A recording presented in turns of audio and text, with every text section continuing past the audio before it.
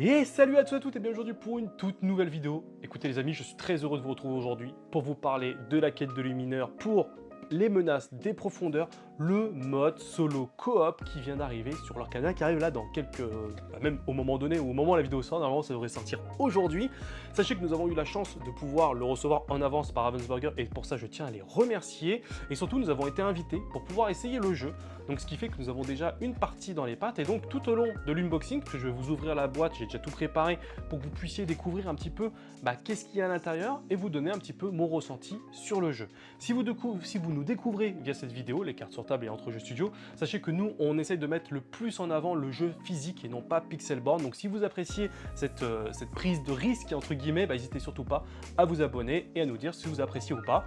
J'ai envie de dire, on lance l'intro et on se retrouve très vite sur la table pour vous montrer un petit peu le matériel.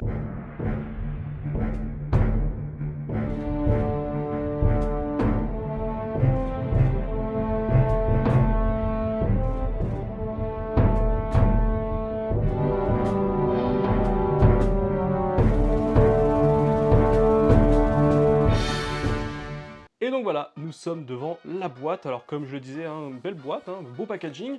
Jeu coopératif de 1 à 2 joueurs, comme je le précisais en intro, on peut aller jusqu'à 4. C'est juste que dans la boîte, il n'y a que 2 decks qui sont en fait intégrés à l'intérieur. Et les decks qui sont, alors je dirais pas optimisés pour aller jusqu'au bout de l'aventure, c'est ce qu'on va voir juste après, mais au moins il y a une légendaire dans chacun des decks comparé à des starter decks qui ne sont là que pour maîtriser le jeu et qui apportent pas des mécaniques complexes dans un premier temps, parce que l'objectif c'est pour les nouveaux joueurs, on est bien d'accord là-dessus. Là, au moins, les decks sont un tout petit peu plus forts, et franchement, je ferai un point après, parce qu'on a pu l'essayer, je remercie encore Ravensburger qui nous a invités à un événement qui nous a permis d'essayer le jeu. Franchement, les decks, il faut qu'ils soient forts. Franchement, il faut qu'ils soient forts. Alors, je vais essayer de faire attention au niveau de l'ouverture, et donc quand on... Hop, ici, nous avons le livret de règles. Je vais essayer de le faire descendre tout tranquillement. Hop là, le tapis, les decks. Et... alors oui, il y a un petit truc qui est dans le fond. Il est où? Il est là. Hop. Il était caché derrière. Nous avons un booster doré. Seuls les vainqueurs pourront détacher ce paquet et réclamer le prix qu'il contient. Faute de quoi, ce trésor deviendra la propriété de la sorcière d'Ursula. Donc ça, c'est ce qui fait partie un peu de l'aventure, donc ça, on n'ouvre pas. Et vous savez quoi? Je le dis tout de suite, il va y avoir des let's play sur la chaîne là-dessus, parce que j'ai adoré ma première partie que j'ai pu faire.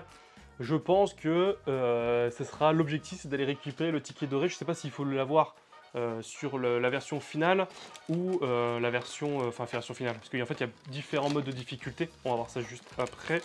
Et voici la mise en place qui est faite. Donc, très rapidement, vous avez le deck d'Ursula, qui va être le moteur du jeu. Aucun joueur ne va jouer Ursula, ça va être automatique. Je vais vous montrer les règles juste après. Vous avez la carte Ursula ici, qui est une carte un petit peu brillante, que j'aime beaucoup. Vous connaissez mon côté bling bling.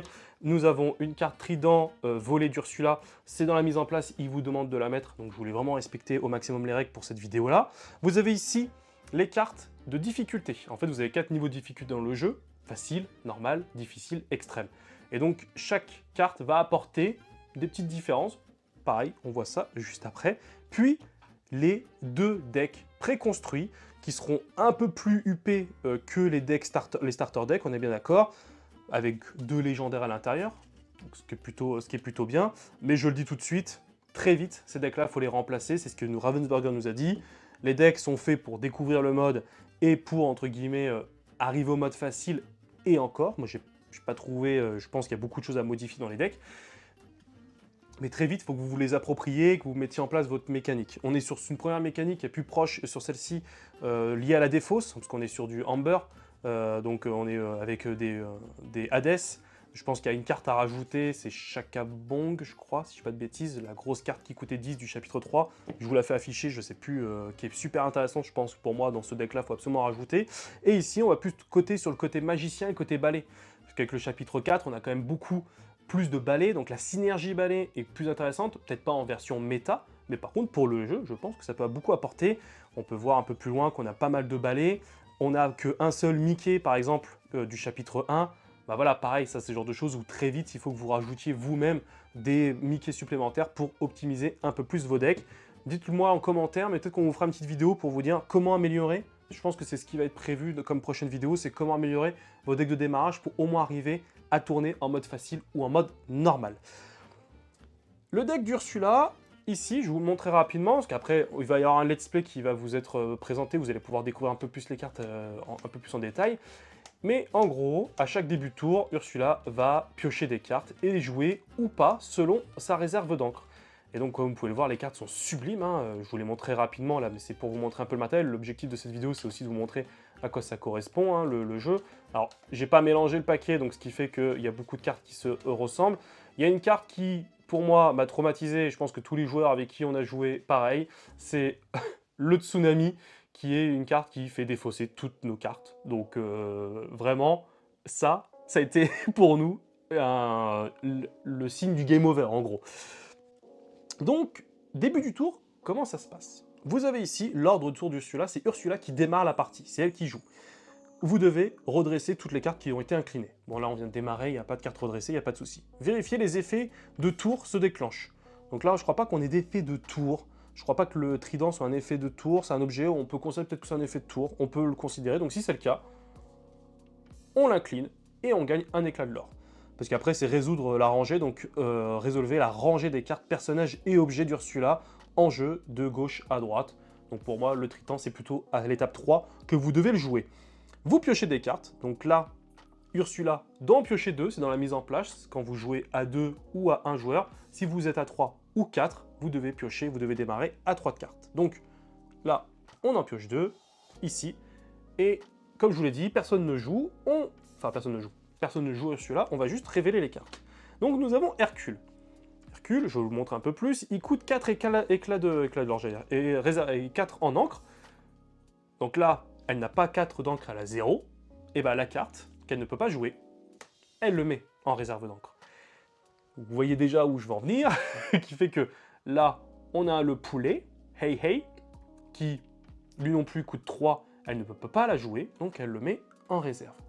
Je tiens à préciser une chose, c'est que au tour d'après, imaginons qu'elle tire 2 cartes à 2 d'encre, elle va pouvoir jouer les deux.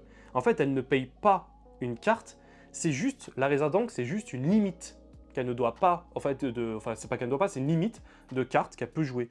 Donc si au tour d'après, elle nous sort 2 cartes à 2, donc par exemple, elle nous sort la riposte et par exemple le sort d'envoûtement, les 2 cartes coûtent 2, elle pourra jouer les deux, tout simplement.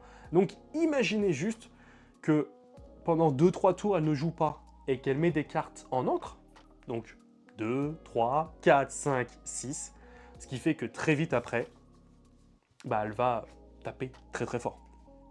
Donc, elle joue son tour, là, tout est en réserve d'encre, et puis après, c'est au niveau des joueurs. Et là, au niveau des joueurs, rien ne change. Vous faites votre mise en place comme une mise en place d'un duel, c'est-à-dire que vous faites votre tirage de cartes, vous faites votre mulligan, et puis le premier joueur, il joue une carte en encre, il joue une carte de sa main, et chaque joueur tourne comme ça. Et quand, dans une aiguille d'une montre, quand les 3 ont joué, on retourne à Ursula, donc on refait l'ordre, redresser les cartes redressées, hop, on vérifie, on résout la rangée, et ainsi de suite. Et en fait, ça tourne comme ça. Donc, on repioche les 2 cartes, et là, par exemple, on a 2, et on a 2, et 6, je veux dire, le 6, hop, il va en encre, et le 2 peut être joué. Infliger un dommage à chaque personnage adverse, placez cette carte face cachée dans votre réserve d'encre. Donc là, elle vient de le jouer, elle vient ici. Voilà, donc maintenant elle est à 4. Elle nous a infligé un dégât à chacun. Et on tourne. Voilà, tout simplement. Donc pour conclure la vidéo très vite, on va faire le tour des cartes pour que vous voyez un petit peu à quoi, de quoi est rempli votre deck. Donc beaucoup de cartes de chaque chapitre qui ont été mis dedans. Donc là je vous montre les premières cartes avec quelques nouvelles qu'on a pu voir très rapidement, celles du chapitre, certaines de chapitre 4. Hop là. Donc ça c'est la partie. Donc là le super-héros dingo. Hop là. Donc là, rapidement, je le dis, il y a beaucoup de cartes, moi, que j'enlèverai et que je remplacerai par d'autres cartes. Du moins sur la première partie que j'ai fait, mais je vous conseille, vraiment, de lancer une première game, de voir comment réagissent vos decks, et après vous pourrez modifier. Hop là, j'ai plus d'idées sur celui-ci, en termes de modification. Forcément, les balais est une mécanique qui, depuis le départ, moi, m'avait beaucoup plu et que j'étais un peu frustré de voir le peu de balais magiques et très content de voir ceci un peu plus garni avec ce chapitre 4. Voilà, je vous montre les cartes, j'espère que vous les verrez bien. Hein. Donc là, après, on passe du côté style. Alors, Benja, je le dis, super important. Par exemple, vous voyez là, l'objet le trident volé d'Ursula. Bon, c'est des objets qui peuvent être très vite pénibles. Donc, d'avoir des cartes qui défaussent les objets, franchement, mettez-les dans votre deck, ça pourrait être pas mal. Hop là. Voilà, plutôt rapidement. Conclure au niveau de cette vidéo, en espérant qu'elle aura été le plus claire possible, je vais vous donner déjà mon ressenti, moi, sur le jeu. J'ai trouvé que c'était très dur. Honnêtement, j'ai trouvé qu'Ursula, elle tapait très très fort, on était en mode facile. J'ai du mal à voir comment en extrême, il est possible de survivre à cette folie meurtrière. Maintenant, les decks, comme je l'ai précisé, ils sont là un petit peu pour mettre en place les mécaniques. Il y a des idées qui sont en place dans le deck, ils ne sont pas injouables, mais très vite, il va falloir les modifier. Pour moi, c'est une certitude là-dessus, vous ne faites pas d'illusions, vous allez avoir besoin de les modifier. Donc moi, j'ai vraiment kiffé. J'ai trouvé ça vraiment intéressant, c'est un mode de jeu quand il a été annoncé qui m'a beaucoup, entre guillemets, intéressé. Ça m'a fait beaucoup penser à Keyforge Adventure qui avait été sorti pendant le Covid, pas avec le même packaging et compagnie, mais dans l'esprit, entre guillemets, où tu choisissais un deck et que tu affrontais le Kraken, par exemple, que je trouvais ça très intéressant. Et donc là, de le proposer sur l'Orcana, je trouve que c'est une excellente chose. En tout cas, moi, ma première partie m'a vraiment beaucoup plu. Sachez que sur la chaîne, ce qui va arriver dans les prochains jours, déjà, c'est un let's play. Avec les decks non modifiés, on fait une première partie en mode facile pour vous montrer un petit peu comment ça fonctionne. Puis après, on va vous proposer des, entre guillemets, des guides, des tutos, des decks, tout au long du chapitre, pour vous dire, bah voilà, nous on a réussi à aller jusqu'en expert, ou en difficile, ou en facile grâce à ce deck-là, on vous le présente, on vous explique un peu l'idée, et ainsi de suite. Donc j'espère que ça vous plaira, et sachez, j'insiste vraiment beaucoup là-dessus, je l'avais déjà dit en intro, mais nous, on met on investit beaucoup sur le jeu physique, on essaye de ne pas passer par les plateformes de jeux virtuels, donc vraiment, si cette démarche vous intéresse et vous plaît, n'hésitez pas vraiment à nous soutenir sur la chaîne, ça nous ferait extrêmement plaisir, et on se retrouve à très très vite pour de nouvelles aventures, d'ici là, portez-vous bien, salut tout le monde!